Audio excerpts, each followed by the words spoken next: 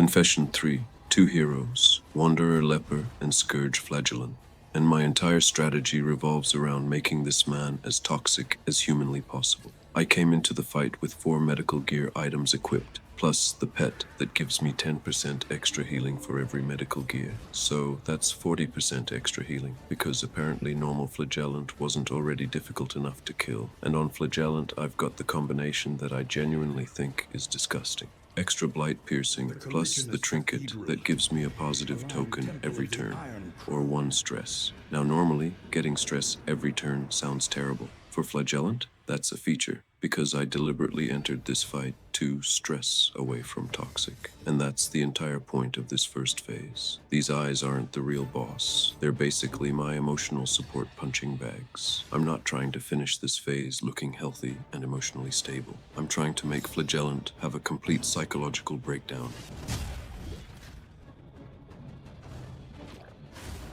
And of course, I've got Flagellant sitting here toxic, practically begging to get hit. And the eyes want absolutely nothing to do with him. Apparently everybody wants a piece of Leper. Fantastic. The one man I'm actively trying to mentally destroy is being completely ignored. There is beauty in our imperfections. After Darkest Dungeon delivers yet another unnecessarily epic one-liner, I finally get to do what this entire strategy has been building toward. More. Now all I need is for these ugly floating security cameras to hit Flagellant, stack the pain, and let him blight himself again. Because apparently my strategy for winning this fight is just helping Flagellant have the worst day of his life.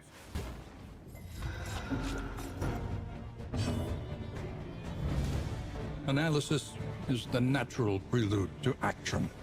So, while Leper is doing Leper things, I'm building stress, letting Flagellant get hit, and setting everything up so that when the actual boss arrives, I can go toxic again, and preferably again. Because once the focused fault shows up, the strategy becomes incredibly sophisticated. Hit Flagellant. That's it. Please, hit him harder. Meanwhile, Leper's job is to stand there and swing that refrigerator-sized sword like an absolute lunatic.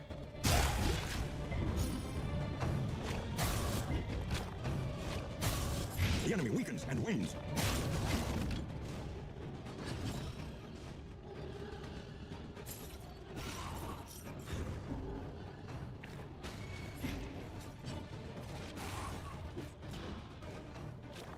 Steady yourself.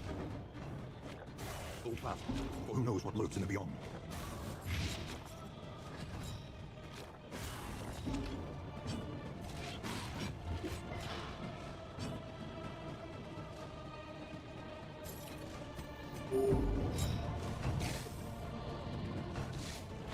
Flagellant keeps taking punishment, the Blight keeps stacking, and eventually I get exactly what I wanted, double toxic.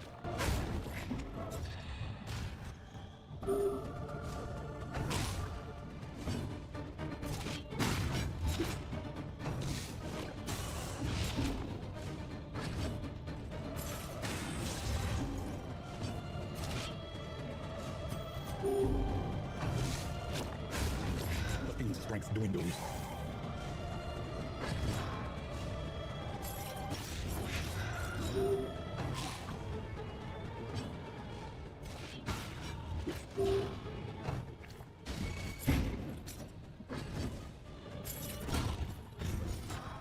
And with the surveillance department finally shut down, the actual boss decides to clock in. And that's when I notice one tiny problem.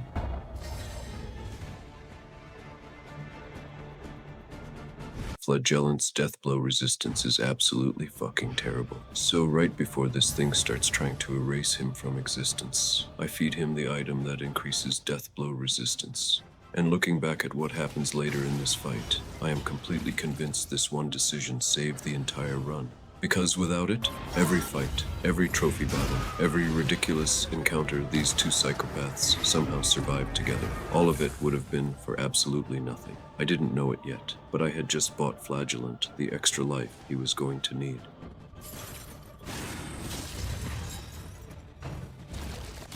Steady yourself. In crisis, we can rely only upon each other.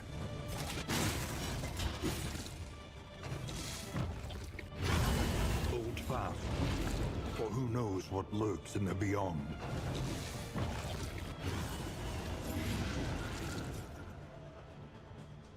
And now the fight starts getting ridiculous. Every time the boss attacks Flagellant, he's basically contributing to his own funeral. The Blight keeps climbing, 20 damage, 25, 30 plus Blight damage per turn. At this point, Flagellant isn't fighting the boss. He's infecting it. And then, Teetering on that terrible precipice. Leper dies. This is no My enormous, beautiful damage machine finally hits death's door one too many times and gets sent directly to the Shadow Realm. And almost on cue, the second Leper dies. Flagellant goes toxic for the third fucking time.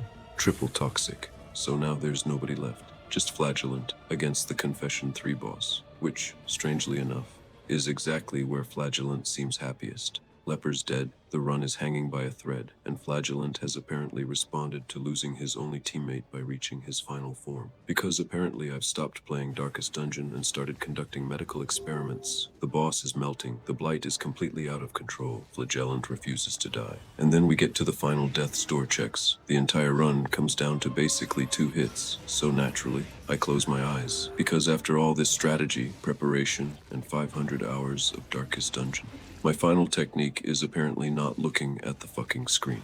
First hit, Flagellant survives. Second hit, he survives again.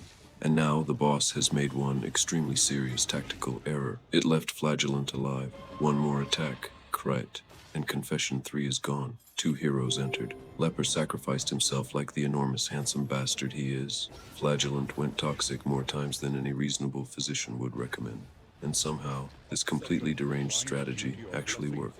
3 confessions down with only 2 heroes. And now, Confession 4.